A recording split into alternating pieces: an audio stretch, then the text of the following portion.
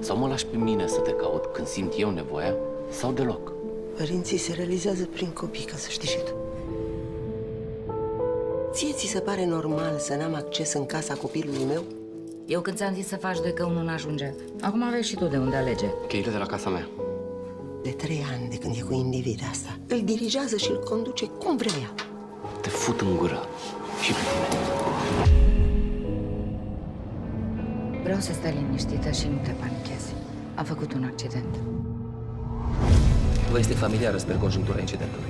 Cine a fost de vină? Acesta sunt eu, acesta el. Și aici s-a produs impactul. Mă gândeam că poate împreună găsim o formulă. Dacă vă ocupați-vă voi până la capăt, nu mă las cu bună ce-mi dați cu cealaltă. Faceți voi. Uneori trebuie să mai faci și tu. La noi, eu să știți că vreau să facă dreptate și mă duc până la Dumnezeu. Să-mi spuneți cât. Sper că realizați că sună foarte brutal. Ce vreau e să mă lăsați în pace. Să nu vă mai băgați. Gata.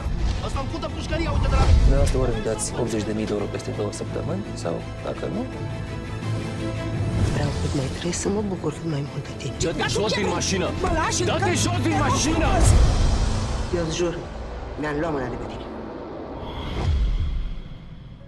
Ce vă povestesc acum să rămână între noi două. Absolut.